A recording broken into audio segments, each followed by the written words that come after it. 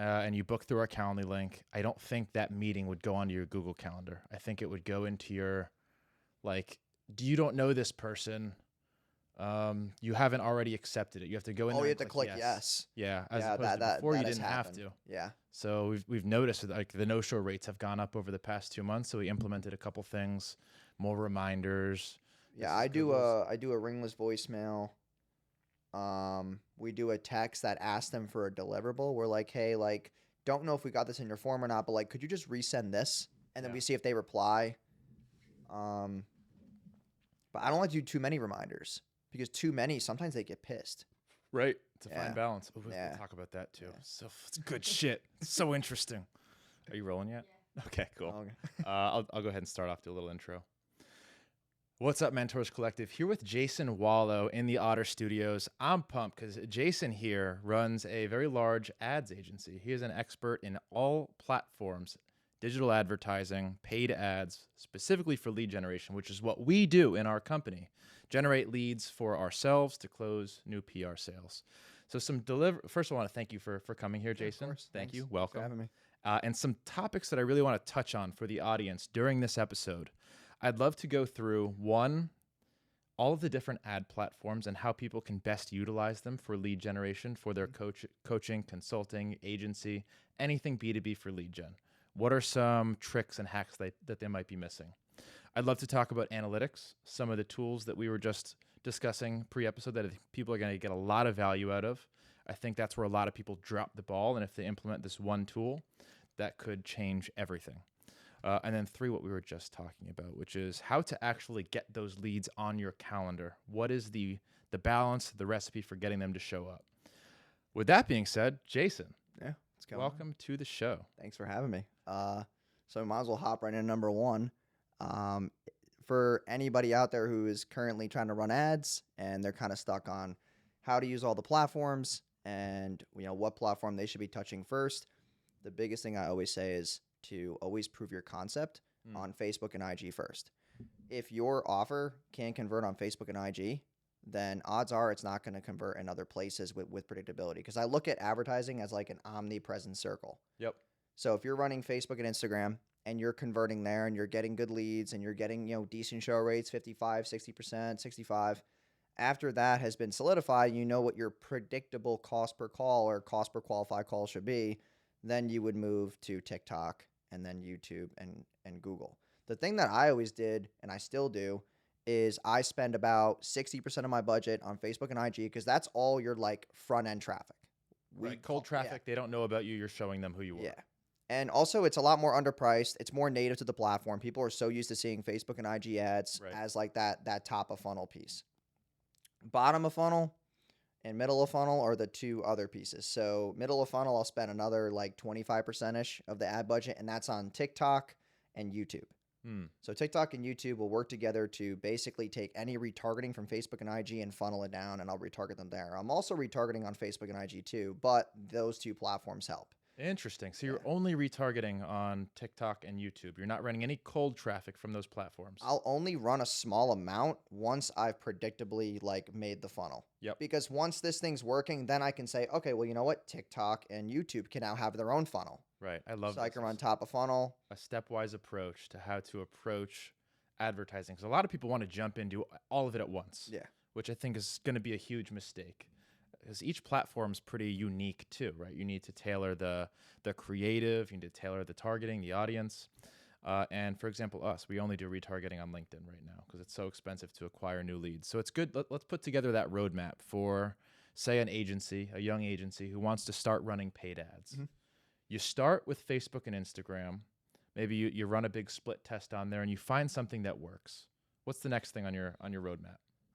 Next thing, first off, I'm dialing in the offer. Yep. Because if the offer is not dialed in, then you're kind of just only depending on creative. And people creative is really important and great, but if no one wants what you're offering, then you can't really test creatives then. So I go offer because the offer will dictate really how good your business is. Like if you have a good offer, but a really mediocre creative, all you have to do is either get better creatives. You can hire a media agency for that. And then you take the offer and put it into better creatives, which means that you'll lower your cost per clicks and your CTRs. Yes. And then that funnels more people down. So the first thing that you do, split test the offer. Yeah. Come up with a really good offer. Also an offer that you can fulfill on, because some people Yeah. make really bold offers Oh, and I they see don't 'em. realize the back end.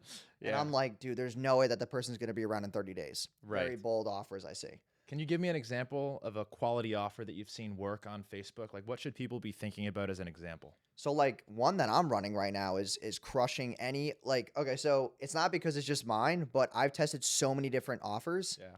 And there's one I'm running right now where I'm basically like in the ad, I'm like, would you trade $10 for 1 million views in your business in 60 days?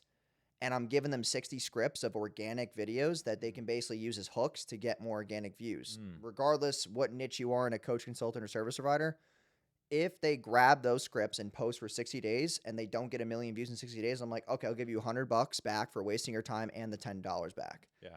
And I'm getting people in that, and my cost per purchase is so low. It's a good offer, really short to the point landing page. Other good offers I've seen What are are, you charging for that offer? it's only $10. And then on the Beautiful. back end, so it's $10 and there's upsells because I got to get Right, my you're getting them to AOV pull up. out their credit card, Yeah. which is another thing a lot of people miss. Right, you don't have to go for the $10,000 conversion on Facebook. Yeah. But if you can get them to whip out their credit card, spend $10, then you can upsell. Then you Oh, can yeah. have your sales team And then jump as soon in. as they become a buyer, we wait, like the sweet spot is we wait like 17 minutes. We let them finish the funnel. We wait 17 minutes, and appointment setter calls, sets an appointment. Yep. And those are more qualified people. And then there's upsells to boost AOV because I'm selling a $10 offer, but I'm spending $31 to get a customer. But my AOV is $28, which I need to get higher. It's not completely fulfilled yet, but that means everything above that is what I'm spending on a book call. And if every 1 out of 10 people book a call, that's $30 a book call. That's really good if I'm selling high ticket on the back end, because I'm using the low ticket to not just get purchases, but there's also 2 things that I'm doing. Number 1 is I'm building my email list for basically free. Yes. And then number 2 is when they're on the sales call, we already have their card number on file. There's no more money objection. So it's like, hey, you want to move forward? All right, cool. I have your card on file that you spent the $10 on. Do you want to use the same card? Yep. And buyers buy. You've identified Yeah. the one willing to pull out their credit card for 10. Those are the same people who are going to pull out their credit card for 1,000, 10,000. Obviously, you're going to have drop off as you get a little bit higher in those numbers, but very smart. Definitely something people need to consider. And then what can your low ticket offer be? Low ticket offers have to be something that teases the high ticket result that you want to sell in the back end. So like, for example, right, if I'm an SEO agency, we have a client who sells a low ticket, and it's like, hey, here's these 5 fill in the blank blog posts that you can post to start getting a higher Google ranking. And then in the back end, their offer is, hey, we'll get you on the first page of Google in 4 to 6 months. If we don't, we'll give you a full refund and $5,000 for wasting your time. It's a bold offer. Bold. Very bold. How do you feel about offers like that? Because I see them all the time. I hear him, like, his name's Lee, and he told me about the offer, and I was like, dude, this is bold. Like, I don't want to, like, lose you as a client because we're going to start running as this. And by the way, it gets a crap ton of opt-ins because it's so good of an offer, but I'm like, you might be appealing to the wrong people. Right. So we have to wean them out with an appointment setter. So if they're booking calls, appointment setter calls them. It's like, hey, listen, like, this is really expensive. Like, don't just do this because of the guarantee. We're doing this because we can fulfill and we want to work with long-term businesses, and we just try to find out if they're established or not. You ever seen a lot of people act on that guarantee? Like, oh, you didn't hit the result. I want $5,000. How common is that? I think he told me like maybe 1 out of every like 50 has asked. Right. Which is with the price point being $4,500 a month that he's selling it for. It's like if they stay for 6 months, It makes sense financially. one person, it's like it's not bad. 1 out of every 50, It's not bad. especially if your costs in the back end aren't that high and fulfillment streamlined. That's actually not terrible. Yeah, he gives them all their money back and he pays them Yeah. $5,000. Crazy. But you know what? If it gets all those opt-ins and it's the reason that he's booking all of those calls, Yeah. it's a calculated decision that I think you need to make as the business owner. Yeah, there's Very like cool. sometimes where clients will bring me things like, oh, like I can do this in 30 days. I'm like, I don't think you can. Right. That seems like credit repair is another big niche that we're in, Yep. which is a lot of compliance in it. But sometimes they're like, hey, like we'll increase your score by 100 points in 30 days. I'm like, I don't really know if that's going to work out for us. We have to be a little bit more like conservative. Like let's say like 50 points in 30 days. Yeah. Because like what if the bureaus don't get back to us in time? Like I don't want to be the one running ads for this and my name's on it. So you want to put together an offer that's both possible for you to actually execute on, but gets the clicks because it's like, oh man, that's good. Time frame and money back, you think is a key component for putting together that offer? We'll do it Yeah. in X amount of days, and if we don't, we'll give you X amount back. Yeah, because people want to know an expectation. Yeah. Even though like a lot of people in the online space set their own unrealistic expectations sometimes, Yeah. it's still good to give them some type of like, hey, like you can expect X result in X amount of days and results may vary. If you add results may vary, you actually get higher conversions. I've seen that a lot is like I put that on my landers, like results may vary because some people they're so used to hearing bold claims. Right. They're And then skeptical. and then you come around and you're like a real human, you're like, listen, like results may vary. Yeah. And then they're like, oh, not an internet guru anymore, not an internet marketer. And they just believe you more. I know when I see offers like that, I am an internet marketer, so my alarm bell goes off. Mhm. I wonder what percentage of people who are seeing that ad who are qualified and their alarm bells are going off, and they don't book, they don't purchase for that reason because they've seen that offer structure so many times. But it seems to still be working. It seems to be the common practice. Yeah. But So there's still a lot more objections on the back end. Like yeah, salespeople wise, yeah, you'll get them on the phone, but they're still having this hint of like hesitance. yeah. It's like, is this actually going to work? Like, is this actually worth the money? Like, I just saw another ad last night for something else just like this. It confuses them. 100%. So, All right, let's work our way down the roadmap. Facebook and Instagram, you've dialed in the offer. You're generating leads. You've done the calculations, and it is worth it for you to expand past that point. What's the next thing that you will implement? so the next thing, I mean, once traffic sources are clicking, Yep. the next thing I look at is actually two things kind of in combination are my sales process, my landing page, and then my show rates. Mhm. So I'll look at those three in conjunction because if I can maybe, let's say, right, you're spending $100 a book call and you're running into a VSL and they're watching a video up to 15 minutes and the CTA is at 20 minutes and you're getting the book a call. What if I just spent an extra 25 to 30 bucks a call and I just extended that until the button pops up below? Is that 25 to $30 extra in lead costs worth it? And then I look at my show rates like, okay, at this current cost per book call, are my show rates over 60? Because that's kind of a benchmark. Like if your show rates are below 50%, that usually means that either number one, you're not reminding people enough, or number two is they're just not that excited about hopping on the phone. It's not a top priority for them and you're not solving a massive problem at scale. Right. So I'll look at those things. Landing page conversion rates are really important because what if I just added one thing to the lander or a couple more pieces of social proof or added more to my FAQs? It's funny, all the nitty gritty stuff that a lot of entrepreneurs don't do. Get into the CRO and the landing pages, calculate their show rates, maybe even ask people why they didn't show up. Whether it's you're not offering enough value or you're not reminding somebody enough, or maybe the Google update. It wasn't on my calendar, sorry. There's so many little parts to getting this right that a lot of people miss. What do you advise people to do that are listening to you and they're like, that sounds like a lot of work. That sounds really complicated. Show rates, percentages, landing pages, follow-up sequences. Yeah, I mean, if it's boring, so this is the thing I'll always say is that making money is boring and numbers are boring. Ever since we were children and we went to school, a lot of us did not like school, who are entrepreneurs, who are purebred entrepreneurs. We hated school. So for us to look at numbers sometimes, like, yeah, we want to make money. We want to build an empire, but it sometimes bores us. And the honest truth is that you really can't scale. I mean, this is my opinion, but you can't really scale until you prove the concept yourself. Yeah. Because then you can pass it off to other people, and that's what you call SOPs, and you're building systems. Because when I was running it on my own, I was running the ads and taking the sales calls.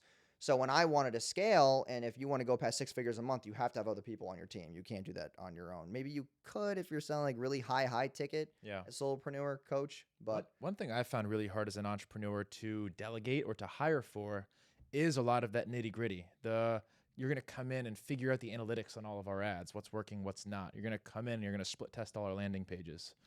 Those have been difficult things for me to outsource. Do you have any advice for me on who to find, who to hire, what to hire for? Like, are any of those things even possible to bring someone in for? I mean, as far as like the landing pages and conversion rates, I feel like the first thing would be talking to somebody who's like a copywriter. Finding a copywriter who's like very high level, not break the bank, but like find a copywriter who's written offers in your niche and just let them look at like your messaging, your copy, your infatuation, stuff like that. That would make the most sense, excuse me. And then the second thing after that would be, okay, well, now that I have really good copy and I have a really good offer, what are other people running in the space? Now, not to copy and swipe. You are looking for inspiration because if someone else in your space is spending a couple $1,000s a day on Facebook, Right. odds are it is working. So Yep. look at what they are doing. You can reverse engineer small things. Like there's things that I'll take. For example, um, I found another offer that was running scripts, Mhm. and underneath the button it says cannot find on Chat GPT, and I'm like, dude, that is genius to put underneath the button. So I put underneath my button, and it hiked my conversion rate up like 3% just from Interesting. adding that one thing underneath the button. Yeah. And I was like, that small message. It's like I always look at other people's landing pages and I'm like, I'm split testing. I'm always doing that. Also, I think when you're trying to prove the concept yourself, if you're massively addicted to it, it actually becomes really fun. Yeah. And I turn it into an actual like video series. So I did a whole YouTube series last year where I took a whole ecom business from zero and took it to 152K in like 3 weeks. And I did it all from scratch and I recorded it for 4 weeks straight. It was like a whole documentary and it's on YouTube. I'm doing the same thing with the low ticket funnel right now. So I'm on like day 15. I've been recording a video every day, Hmm. and it's keeping my genius alive. And I feel like a lot of entrepreneurs delegate too much Yes. to where they lose their genius. And if that's something that you want to figure out, the landing pages conversion rates, yeah, you can hire out and get a freelancer, but still be indulged in it to keep your genius. Yeah, I agree with you. I think the marketing, the high level stuff, is the last thing that you should ever hire out for. I don't think anyone's going to be as good as you ever at delivering your offer and doing Yeah. essentially what you sell. Yeah, because you know the messaging, you know what people want to hear. 100%. Yeah. All right, let's dive into some of these other ad platforms. Or we can go one by one if that's okay with you. That's fine. Starting with Facebook and Instagram, lump them into the same thing. How do you use these two platforms to their best ability? What campaign structure are you running? Are you using any of their lead form stuff? Are you retargeting there? Tell me how you use these platforms. So with Facebook and IG, I'm going to throw a lot of terms out there. I'm going to go really slow. And So- explain the terms, the acronyms. So when I start any Facebook campaign, I will always start an ABO. An ABO just means ad budget optimization. So there's another option you can run, which is a CBO or Advantage Plus. When I turn on any campaign, I'll always put 10 ad sets in the first campaign. Each ad set will have one interest only that I'm targeting, 18 to 65 plus. Mm. So for me, I'll run, and these ad sets, they have to be the amount that you would spend tops per booked call. Mhm. So if you're sitting there going, hey, I want to have a $100 cost per book call, you have to get your ads out of learning phase as fast as possible. Yes, I'm telling you that you have to run $100 on each ad set. You have to frame Facebook to know that that is the maximum amount you're willing to spend. If you were to spend $20 on each ad set and each of those are running, it's going to take you 5 days to get a book call. Facebook's not going to push your stuff out of learning. It's going to stick it in learning limited. And people, when they see that, they get scared. Am I wasting money? You are, because they're throwing money at random things that have nothing to do with your niche or vertical. So I look at my ad set and I'm just like, all right, like how much do I want to pay a book call? $100 on each. And then I let that run for a week. Yes, it's $7,000, I know, but like this is if you're a high ticket, business where you have to pay that much for a book call. So I'll let those run for a week and then I'll take the winners. So let's say 4 out of the 10 of them have a $50 cost per book call and the other 6 have like a 110-ish. Okay, well, I'll take those 4 and I duplicate them and start a new campaign. That new campaign is now going to be my CBO or that Advantage Plus campaign. That Advantage Plus campaign with 4 ad sets in it, which are my 4 winners from the first one, those I'm running at $500 a day in a CBO. Mhm. Now you're probably sitting there going, well, that's 4 ad sets, $500 a day, $125 an ad set. Do not just let the CBO run without setting an ad set spend minimum limit. So what you can do is in the ad set level, you can say, hey, because CBOs will randomly spend whatever money you have. Yep. So if you have a $500 CBO and 4 ad sets, one of them could spend $400 that day. One of them spends 60. One of them spends 20 and 20. I've seen that. Yep. And it goes nuts. So you have to spend a minimum on each 4. So if you have a $500 CBO and you know your cost per book call is 100, but you know these are your winners, just put an $80, ad set minimum limit on those 4 to where you're spending $320 every single day indefinitely on the 4, and then the $180 that's left, just let Facebook run with it. So up to this point, all we've split test is the interests, correct? Yes. Okay. And I'm just trying to find the 4 most important winners out of those interests. Mhm. Then from there, let's say you run that for a week. if you're spending $1,500 a day for a week, and then you're spending another 1,500, well, you're spending $1,000 a day for a week, $1,500 a day for the second week, you're gonna get a decent amount of book calls and a lot of page views. Yeah. So then the next thing that I'll do is I will take the winning creative because, and I'm gonna kind of rear back because I forgot to mention this, but inside of the ad levels in the beginning, I will test, 3 to 5 videos in dynamic creative. So I'll put 3 to 5 in there, and then I find my winning creative. Yep. And then I'll say, all right, these 4 in that CBO are doing really well. I'm going to take those 4 again and go into another CBO. And this CBO is strictly only lookalikes. So it's not the interest, it's the creative that I'm pulling out. Because now I've spent, 15 grandish almost to the point where I now know my best creative. So this creative is getting a $30 cost per book call. This one's getting 55. I'll take the 1 to 3 that are best, and now I'll isolate them. And I go into my third campaign, which is another CBO. In that CBO is $500 a day again, but the 4 ad sets are lookalikes. I'm taking my 1% of Instagram engagers last 30 days, my 1% Facebook engagers last 30 days, my 1% page views last 30 days, and my 1% leads, which are my book calls last 30 days. Yep. And now those 4 are now running to lookalikes to my best 1 to 3 creatives, to the point where Facebook now knows that you've dialed in what's working, because when you use that same creative again, it's taking the data from the prior campaigns. Right. So now you're spending $2,000 a day and you have predictability, right? And if you are, like, I know some of these numbers might be big for some people because not a lot of people will spend $2,000 a day, but if you are able to get to that point, the most important thing to focus on next is going to be not just the data, but then your close rates and like your actual sales process. Because now you know your offer is dialed in. Yep. Your landing page works, right? Your show rates are decent because you wouldn't hike up that ad spend unless your show rates were good. Yep. Sales process is good. People show up to the calls. You got follow-ups. You're closing a couple deals here and there. I missed one, which is there's data and then closing rates, and then 3 is lifetime value. So if you're running any type of call funnel, data is important. So we'll hop into Hyros and like how to really use that. Second is your close rates. Like, how can we improve the closers? Do we do training? Do we update our scripts? Do we need to hit more objection handling? And then third is lifetime value. A lot of people who run call funnels won't hike up their spend because they are scared to spend money to break even. Yes. The number one thing I've always learned is that the person who spends the most on a customer always wins. Like, even in my own business, like our ticket ranges from $2K a month to $5K a month. So when I'm in that $2 to $5K range, I spend about $1,800 to get a customer. People might call me insane, but if they stay for 4 to 6 months on average, or even longer, I'm making money past the 30-day mark. Yes. So I will run that spend all day long. And That that's the makes number sense. one thing that I learned from Rudy Maurer is like, dude, the person who spends the most on a customer wins. And that's all I'll do. And it works.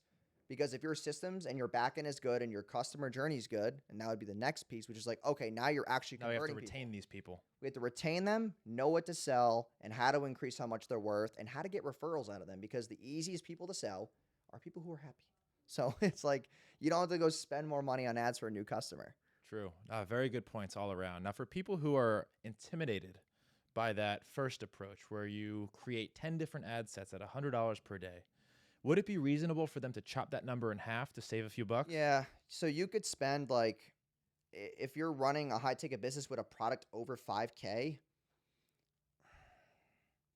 it's going to be a little tough because your cost per book call is essentially going to be really high.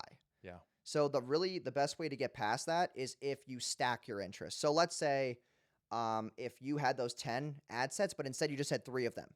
3 of them at $100 a day each, but you took 3 interests on one, 3 interests on one, and 3 interests on the other, and you stack them as long as they're congruent to each other. That's another way to bypass it. Yeah. Awesome. Good workaround. Thank you. Now, that's cold advertising. People who have never seen you before. What does your retargeting structure look like? So retargeting, I set up 2 very simple ads. One is TikTok. So on TikTok, I'll pull the Google Analytics Manager to where I can then pull that data right into the TikTok pixel. Mm-hmm. Because if you're about to run these traffic sources, make sure your TikTok pixel is inside of your funnel. Yep. Don't just go to TikTok afterwards and be like, oh, it's time to retarget. No data is going to be there. Yeah. So then you retarget them on TikTok. And it's a simple video saying like, hey, I saw you checked out. Like, the scripts are really simple for what I run. Like, hey, I saw you checked out our services. for us to run your ads and scale you to X, blah, blah, blah. We saw you didn't book a call. Like, here's your second chance, and here's a couple of case studies to my left, and I'll have like a thing pop up. If you want to check out more of these, just click the link below, check out the case studies, book a call, and I'll see you on the next page. And it's a simple retargeting video. Interesting. And then on Google, I will do a search campaign, $10 a day, very small money. And that is only doing phrase and exact match. So phrase match is just your name. So like, Otter PR in the quotes and then Otter PR with the brackets. And you just let that run. Also, people follow you on IG and whatnot, do your name as well. So you'll have both of those. You'll have 4 keywords. And then you just literally let that run as a search campaign. What about retargeting on Facebook and Instagram? Do you stop hitting somebody after 60 days, 90 days? I usually stay in the 30-day window. 30-day window? Yeah, How much are you spending on retargeting? 20% of my budget's on retargeting. Gotcha. Yeah, that's usually like my benchmark for retargeting.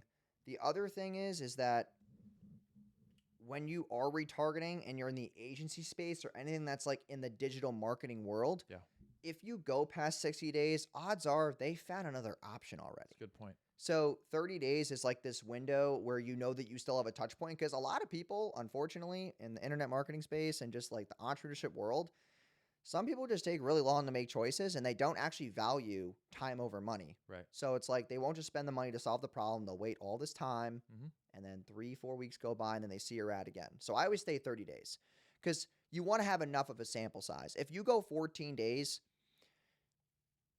it's not going to have that much data in it to where Facebook will actually be able to spend enough to keep your CPMs low. Because if your audience size is really, really small, Facebook will intrinsically just spend more for the same customer. Right. Show that same person in the ad way too many times. Yeah. Is there a frequency that you look for? Anything. It really depends. If you're a local business, anything over a 5, you got to switch your creative out. Yeah. Yeah, that's very high frequency. But if you're targeting the whole entire United States, anything above like a 2.5, then I would switch things up and get a new ad set, because most people who target the whole United States, there's like 13 million to 25 million people in these ad sets. For you to hit 15 million people on Facebook in an impression level, you're spending about $750K to like $1 million in ad spend. So with that range, like, yeah, you're not going to hit that just yet. Like, you could let that ad run for a year. If you're spending $100 a day, $200 a day, it's a lot of people. That ad could run for the whole year and you would never touch the surface on it. So, yeah. This script that you gave for TikTok was pretty helpful for retargeting. Do you have anything that you use on Facebook and Instagram? Is it essentially the same script? It's essentially the same script. The only thing I'll do differently on Facebook and IG is like, so many people on Facebook and Instagram, they're always scrolling and seeing all the stories. Yeah. And one of my scripts is like, I won't go to the whole like, hey, I saw you, check this out.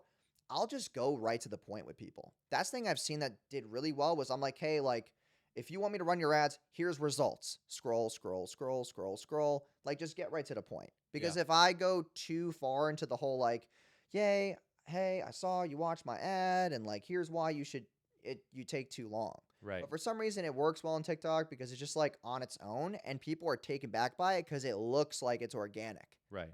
So that's why it kind of like gets them out of their shell. That's kind of the secret to TikTok, right? You need to make it look like it's a TikTok video. Yeah. Cool. So the thing too, this is a little hack. Oh yeah, little trick. Give the hacks. So like if you have friends who have personal pages, so like even, with you have people who work for you. Yep. So with that being said, if you take your ad and put it on their page and you let them post it, if they're cool with it, just run the ad from their TikTok account. If they look like a real person and not an ad, dude, your clicks go through the roof. Interesting. It crushes. So you like need access to their account to run ads from? Is that something? Yeah, you just have them log in. Like, they could just use the laptop real quick and just log into it. And then you just post the post and you run a Spark Post ad on the TikTok. Ooh. So a lot of e-com stores that we work with do this. They find their friends. We grab 3 friends. We're like, all right, just like put their TikTok accounts on here. And then we put the actual ad itself on their page. We run the Spark Post. And to everybody on the TikTok platform, they're like, oh, looks like a random girl that I follow. It's not an ad. And they click it because they trust you more because it's a real person's like personal page. Yes, it's like personal branding, but it throws them off guard. Curiosity is what sells the click. And that will get them every time. I'll click when I'm curious. I know that. All right, very cool. That's if you think of any more little tidbits as we go along, feel free to interject and be like, I have a I have a pearl. Yeah.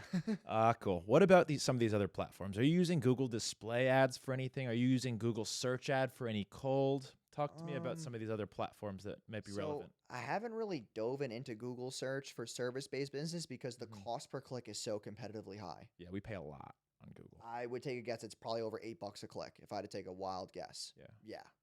It gets expensive. I mean, if the leads are really good, then it's worth it, but it depends on the conversion rate. So back to the whole numbers The game of leads are the like, best out yeah, of all the other platforms. We get really high intent leads. yeah. So I mean, I haven't really dove much into Google search, like I said. Um, Display ads, Mhm. I don't run any display ads. I don't.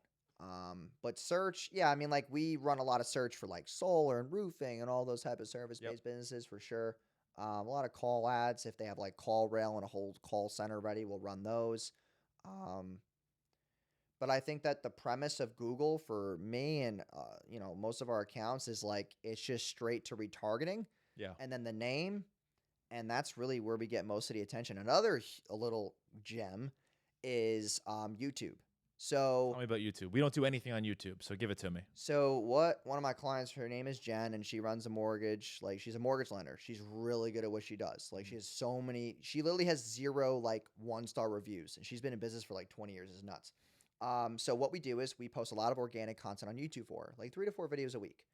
All we do is this. She posts a video on YouTube, and let's say that YouTube video on average will get about 3 to 5,000 views. Yep. Once in a while, one of her YouTube videos will get 200,000 views. And I'm like, Jen, dope. Like, we got a good video. All we do is a $50 a day promote on the video. Dude, I don't know why it's on her account, but we will get her about 30 book calls a day with $50. It is the most Really? insane thing I've ever seen. And it's all just pushing everybody to subscribe to her channel and watch this one YouTube video that's spiked up organically. It's the weirdest thing because they all go to the description and they book a call. Dude, it's so weird. I mean, that might be like a unicorn, obviously, but Maybe, but that's a test worth testing. like she's like, yeah, we're spending $50 a day because I had the team set up the ad, and she's like, yeah, we're only spending $50 a day, and I'm like, your calendar looks like a Christmas tree. Yeah. Like, what is going on? And She's like, probably yeah. infinitely scalable as you're spending money on those views. People are going to be more curious. Oh, my yeah, God, yeah. this thing's got 5 million views. Must be good. Yeah, it's literally nuts. Loaded with comments.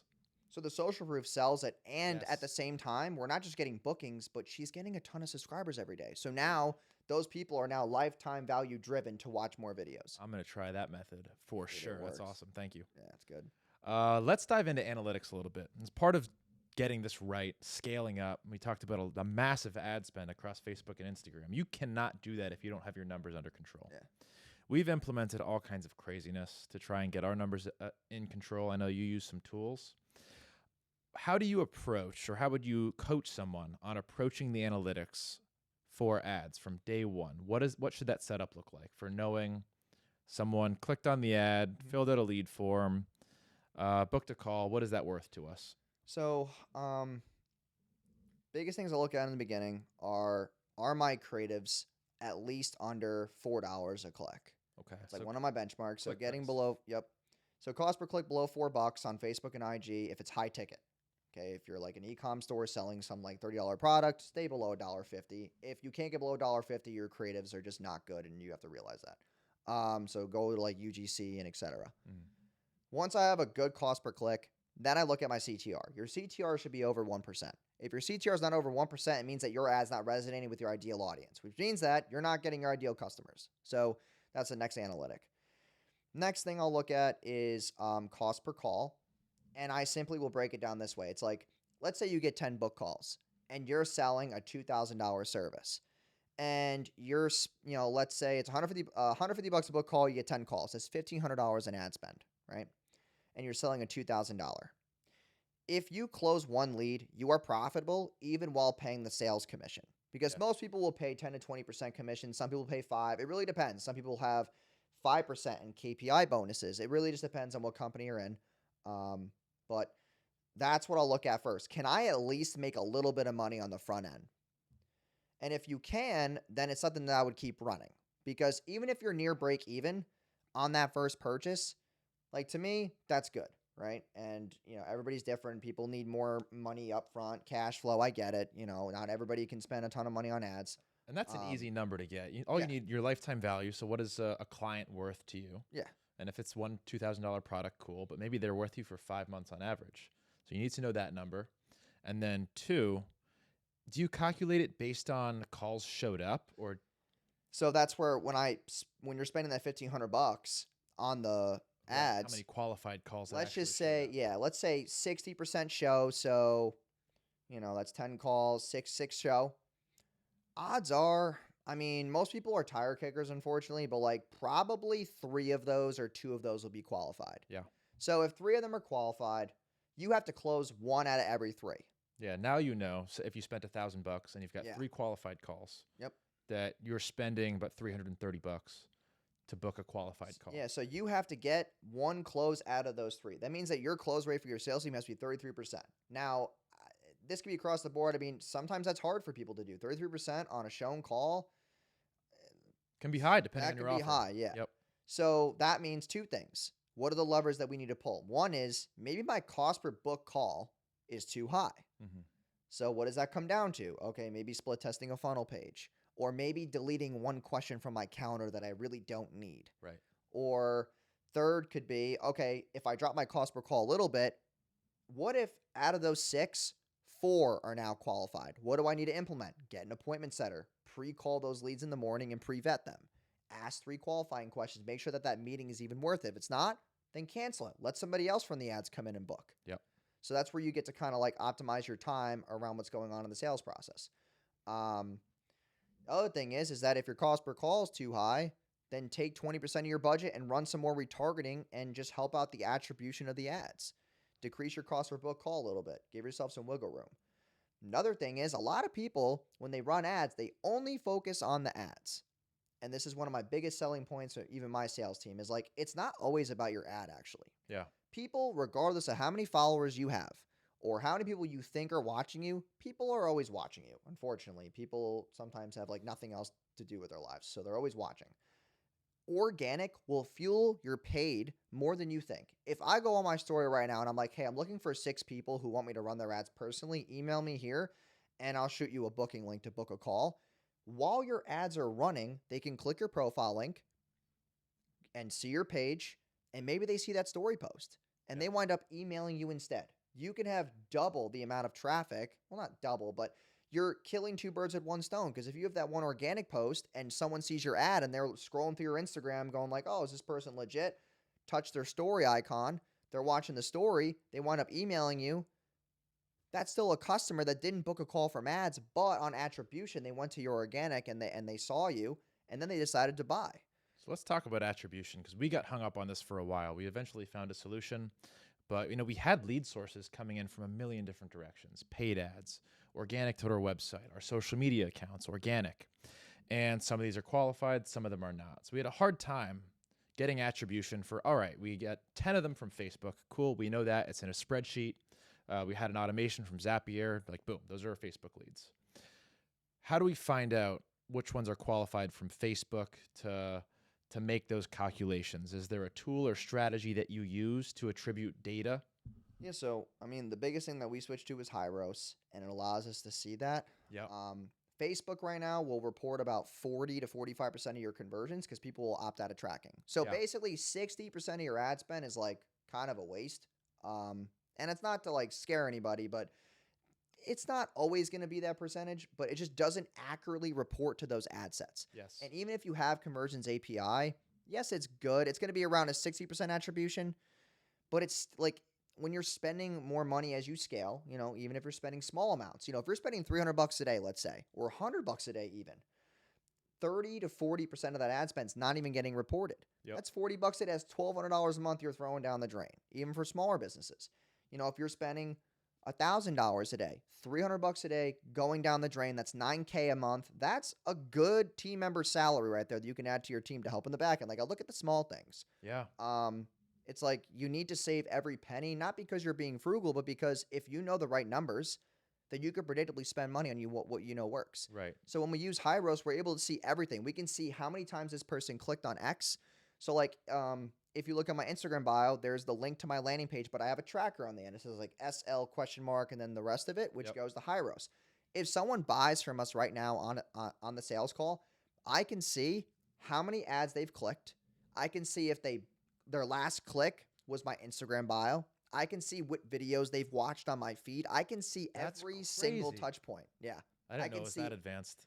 I can see every little thing to the point where I can say, okay, well, this person or these people are really starting to watch this one video. Yeah. What do you think I'm going to do? I'm going to take that video, even though I don't recommend boost posts, Yeah. but I will hit boost posts on that video because now I can retarget all the views from that video. So I can take some of my ad budget and run a video views campaign and run it straight there. So who needs Hyros? Because it's not a cheap tool. Yeah, it's not cheap. I think, and this, this goes different based on your margins, costs. If you're making 50K a month, let's say, or 25K a month, and you're rocking 80% margins, and your business is primarily on paid ads, I feel like that's the minimum amount that you should be making a month if you're a solopreneur. If you're making 50K a month and you're at like 75% margins, you can afford it. It's worth it because you're saving money on ad spend. But if you're anywhere above 100K a month and you're spending at least $1,000 a day on ads, you need to be using Hyros. I feel like that's the benchmark. Like it could be 1,000. I mean, let's just break it down though. If you're spending $500 a day, that's 15,000. I mean, it was like 14,000 for 5 months I paid. So it's about 3,000 a month. So yeah, I mean, if you're spending 15 grand a month, $500 a day, you save 30% of that budget. Yeah. That's that's 3,000. That pays for it. So I feel like that's the benchmark. You're spending $500, $600 a day or more, then you should get Hyros. Yeah. And they'll be paying less than you because their ad spend's so much lower. Yeah. It's not a tool that we use, but you're like the probably 10th person that's come to me and said, you guys got to be using Hyros. Once you see the dashboard and what Yeah. it tells you, you'll be, I for the first 2 weeks, my team was like, what are you doing right now? You're not on a call. I'm like, dude, I'm just staring at Hyros. Dude, Jesus. It is insanely addicting. The platform is addicting. It's just like cool seeing how everything matches up. All right, sold. We got to save this segment and show it to our business partner so we can sell him on Hyros. Like, it will save you a ton of money. Yeah. Like, I didn't know, too. Like, for example, I run that small $10 a day ad on Google. Yeah. I was getting calls for book calls for $40. Google was telling me that I wasn't getting a conversion at all. And then I come to find out that I've been running that ad spend for the last month and a half. We've had Hyros. My Google ads on that retargeting have an 18 ROAS. I didn't even freaking know. From a surface view, how does it work? Because there's UTM codes, there's tracking parameters. So yeah, so why is this so special? So all you have to do is when you're going to verify your domain in there. Sure. They're going to give you a universal script. All you do is take that universal script and you just slap it on the head tracking code of every single page that you want to track. Mm-hmm. And then once that's done, you just take this one clip URL parameter. It's like a custom field one, so you don't have to do anything unique to it. It gives it to you. You copy it and put it on the end of the ad level, and then just click publish, and that's it. Everything else is done. Combination of URL tracking with the page tracking. Oh, interesting. Yeah. Very cool. And this works across Google, so probably even work across some of our cold outreach, cold emails. You throw it at the end of a URL. The email script, yep, I use it on ActiveCampaign. Every single link that you would send an email with, you just go at the end. And I don't know the exact code, but it's like question mark, email, question mark, first name, question mark. And you put that at the end of any email link, you can now track your cold email. Boom. Dude, it's nuts. It's crazy. What if you can't afford Hyros? Maybe you're just starting to run ads and you're spending $100 a day. Yeah, I would get Wicked Reports. Yeah, cool. It's not bad. Wicked Reports is not bad. I use it for about 8 to 12 months, but it wasn't doing the smaller things like that I really wanted to see because I was curious. Like a lot of people put a lot of money into organic content every month. Like there's businesses out there spending 10 to 20K a month pumping out organic content. And it's like, how do I know that's making me money? Are people clicking my bio and do they care about what they're watching and do they actually want to buy? Is even spending all that money worth it to me? Yep. What if your ads are making all that money? Now you're saving 10 to 20K a month. Maybe you hire a smaller team for organic and play that game. Being able to allocate the budget correctly saves you thousands of dollars a month and time because now a lot of business owners can't make choices because they're stressed about where to put their next dollar. That's the biggest thing. It's empowering you to make clear, educated choices, and you can't do that without the right data. Yeah. That's one of the struggles that we found with scaling the ads. It's like, I want to spend more money, but like, how much did we spend and how much converted, how much actually generated revenue? And that's where I think data really empowers you. Very cool. I forgot to ask, as we were on the Facebook, specifically Facebook and Instagram ads, do you use any of their their internal tools like lead forms, or are you running most of your stuff to landing pages? What are you doing there? So, that's a really good question. I'm So interested to lead hear the answer. forms, the thing I've seen with lead forms is this, is that if you're a business that doesn't put out organic content, Hmm. and this is just like a data-driven thing I've seen. I know this is weird, but if you're running lead forms as low-hanging fruit just to get leads and you don't have organic and like no one really like knows who you are, you haven't ran a lot of ads, a lot of the lead form leads they're pretty bad. They're pretty bad. Yeah, pretty awful. If you have a really like sexy creative, like really well done, really just like nice videography, etc., and your offer strong and you have a good funnel for them to go to, like yeah, they go from lead form, they fill out 3 to 5 questions, then after that they go to a book call, then they go to a thank you page where there's like a VSL and like testimonials. You can make it work. Yep. But lead forms fail people because they don't call the lead within 5 minutes. If that lead comes in and you don't call them within 5 minutes, lead forms are a waste of money. They are. We actually talked about that today during our meeting. Speed to lead.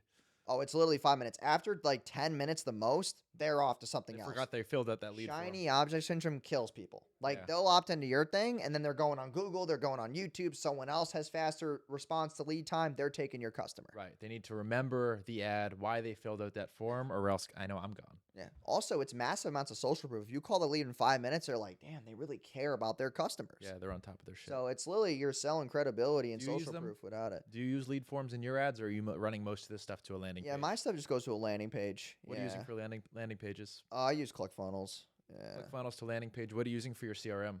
Go high level. Cool. And what does that process look like? So someone goes to your ClickFunnels account, they opt in. I assume they're downloading something, or they're interested. They're a lead. What happens next? What's your process? So after that, they will then go to a calendar and I give them 10 questions that they'll answer. And then after that, they will get redirected to a thank you page. 10 questions. Why? That's a lot of questions.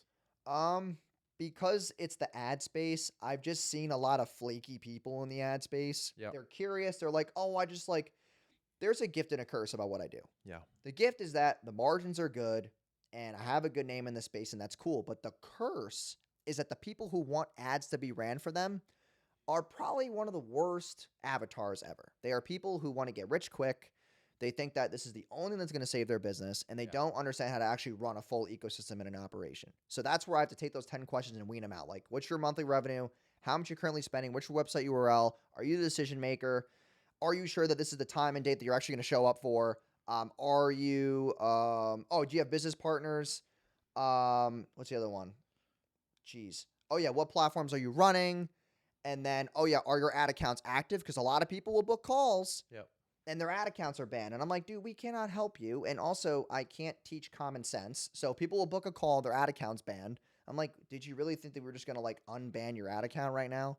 Like, it's an interesting balance, right? The more questions you ask them, the less appointments you're going to get booked. Yeah. You're going to get more qualified appointments. Now, that's the thing too with the data side is that when they do fill out those questions and Hyros picks it up, dude, they are finding people just like them who are willing to be qualified. Who's finding people? Not Hyros, but... Well, Hyros's API is so targeted that when they find those people, you can take it and, well, in Facebook, they call it a lead or a complete registration or a schedule. Yeah. Hyros actually integrates with Facebook and creates their own booked call event. It's called Call. And now you can run ads optimized for call, and Hyros's data will know, hey, these person fill out all these questions because it's all hooked up through API, and it finds really dope people who are actually like real business owners, and it gets rid of a lot of the spam bookings that people do get. Interesting. That is another benefit of Hyros that I didn't even realize. Because some people get a bunch of bookings that are spam. Right, and that's training the pixel the wrong way. Yes. We're running these lead form ads, and we're getting a lot of conversions that is sending the information to Facebook. Oh, they converted. Find more people like that. But I feel like a lot of the time it's saying, we find more people like that to the wrong people. What's your cost per lead on a lead form? You know what? It's like $6, $6. Yeah, dude. You got to wean them out. How many questions do they answer? Like 2. What's your current revenue? What's your website? I would do 5. Let your lead. Okay, so what I would do is, your cost per call? On Facebook? Yeah, like $60. Cost per book call. We actually don't know our cost per qualified showed call. I could probably calculate it. Are the show rates over 50%? On the Facebook calls? Yeah. I mean, After we cancel disqualified ones. okay. So that's where I would do either the lead form, you add 2 questions Yeah. and make the lead cost go to like 13, right? Then your cost per book call will be around 90. And then from there, you'll have a little bit more quality. Yeah. And then if you just simply add in an appointment setter and call them the morning of, that's going to help. The other thing that helps out show rates that I did, another little nugget, if Oh. your sales team has the availability to do this every single morning, like my sales guys will have like 12 to 15 calls a day. So when they have those many calls from 8:30 to 9, they are sending selfie videos. Hey, Cheryl, behind me, I'm looking at your website right now. Like I was going over it. I think we could really help you. There's a couple tweaks that we could make to your website to really boost your conversion rate. Dude, our show rates are hiking towards like 75% right now. Where are they sending those personalized videos? Just Straight text through message? text. Yeah, we give them a phone to do it because I don't want them to spam their personal Your phones. sales team's doing 12 calls a day? 12 to 15, yeah. Jesus. This 'Cause is qualifying calls or real They're qualified? booked. Yeah, so they're booked calls. Not all of them are qualified. I would say about 7-ish are qualified. Yeah. Yeah. It's a lot of calls, Yeah, man. My because sales like team we gotta try step to their send them the numbers up. video. Yeah, we send them the video, and then also we have them watch the before or call video in the beginning. Yep. And then on top of that, with that million views in 60 days offer, I'm getting a crap ton of front end buyers, like probably 240 a day right now. That is a Dude, crap ton. It's nuts. So we have all the go high level automations and voicemails going to them, Yep. and that is leading people into the next thing. Yeah.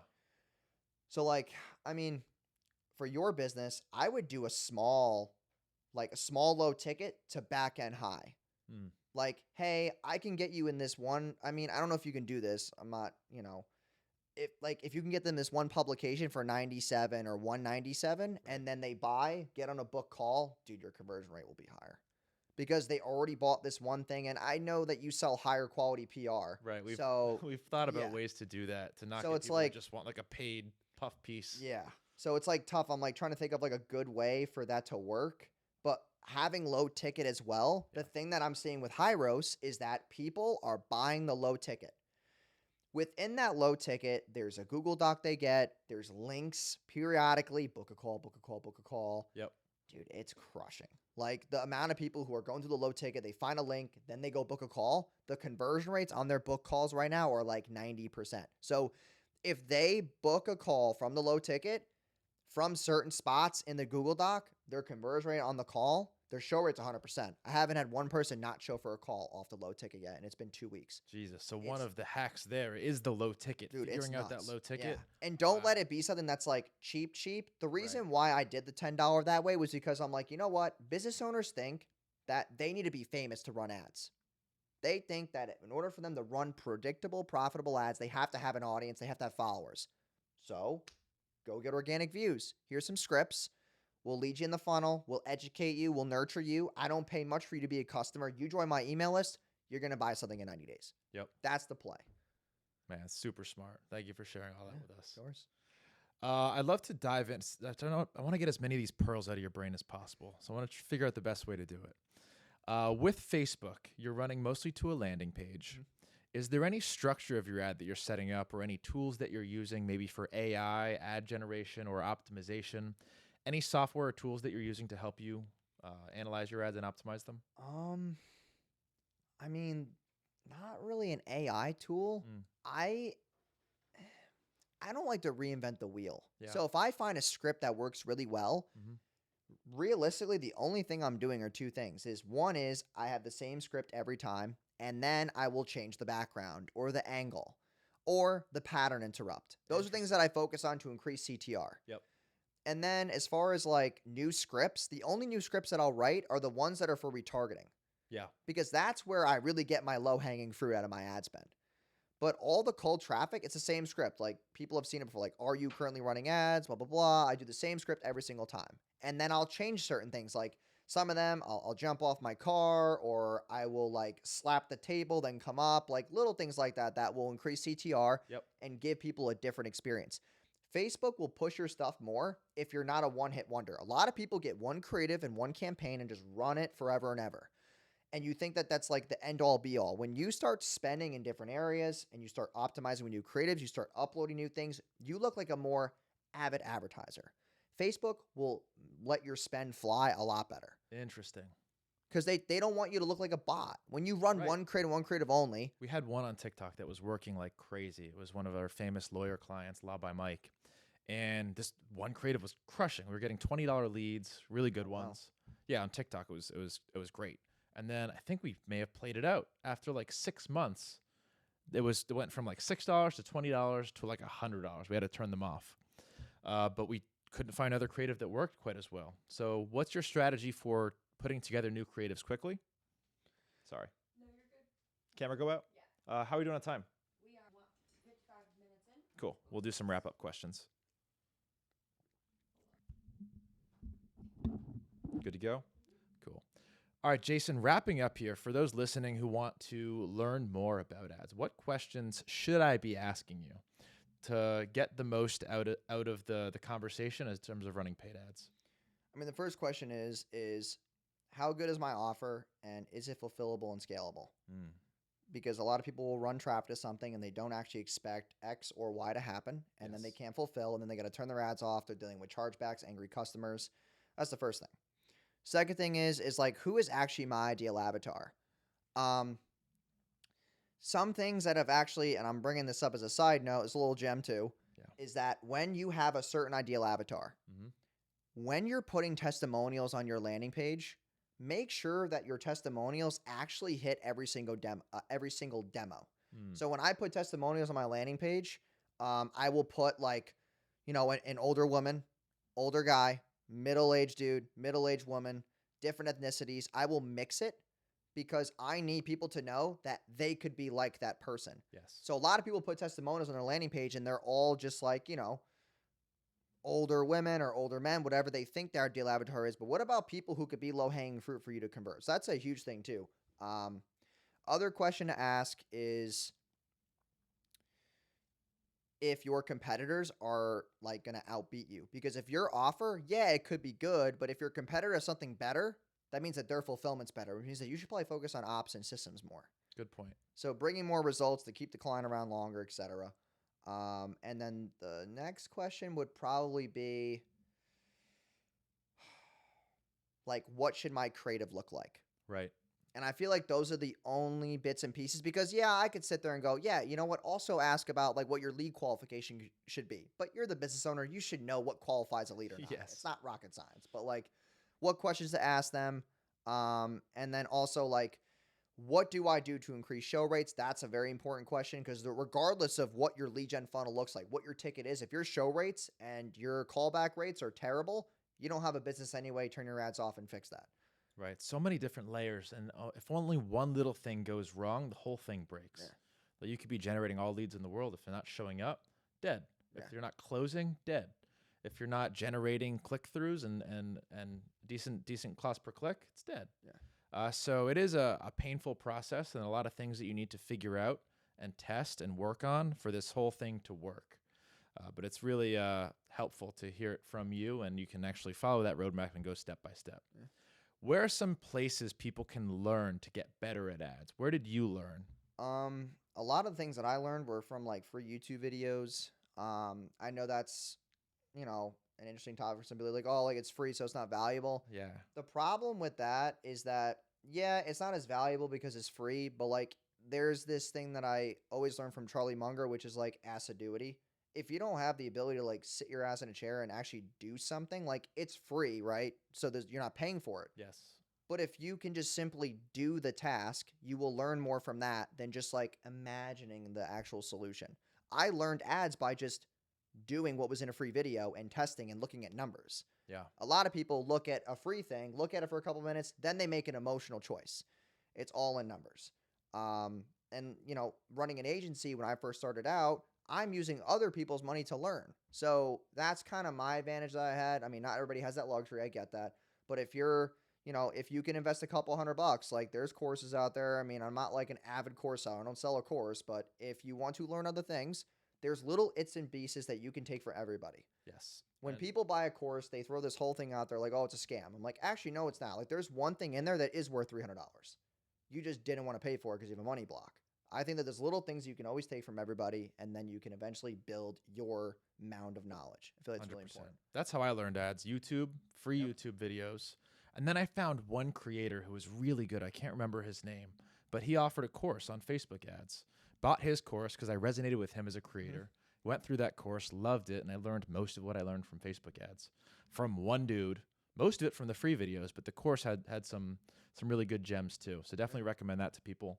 There's no excuse for not having the information. Yeah, The information, at your information is fingertips. accessible to everybody right now. It's just like there's no information gap unless it's like celebrity access. That's really all Right. you really have to pay for right now. Like if you want to learn a skill, everything's out there. Jason, who's an ideal avatar for you? Say someone's listening and they want to work with Wolo Media. Yeah, if you're a service-based business, coach, consultant, service provider, e-com store doing at least 20K a month, and you're looking to harness your KPIs more, and you're looking to scale with paid ads, and obviously build something that's predictable, consistent, and profitable, that would be my ideal avatar. All right. Thank you, brother, for coming on the show. Jason, where can people find you to hear more about what you have to say? So I'm on Instagram. I'm also on YouTube, LinkedIn. I don't post much on LinkedIn. Me neither. Twitter, not much. And that's really it. Yeah. I'm not like TikTok too. I am on all these platforms, but like right now, for some reason, Instagram like took down my DMs. So weird. I can't send direct message for 365 days. I didn't even know they did that. I've Dude, never they- heard that happen to anyone. Well, my sales team was sending payment links through Instagram because we were Gotcha. trying to DM close. Yep. And for some reason, I guess I sent too many payment links or they thought that it was like phishing and they deleted my DM. So anybody who DMs me right now, I cannot respond to. And I feel bad because people DMing me, I'm like, I can't reply. Like they're like friends or Yeah, like, it's just that's like, a crazy thing. yeah. We're going to teach you how to automate your LinkedIn and Twitter. Every day, same time, ChatGPT, here's a prompt. I'm a Facebook ads expert, ready to tweet. Boom. Don't even have to think about it. That's dope. It's cool stuff out there. AI implementation is what I'm like hard on right now. Like just all weekend spent at my computer and my little cubby implementing AI. So super cool. And I love to hear that you're obsessed with ads, tracking, conversions. And that's how you're successful in the space, right? You need to become obsessed. You need to learn this stuff. And if you miss one piece, the whole thing's screwed. Yeah. Jason, thank you, brother. This is Yep. a blast. Thank you too. Appreciate it.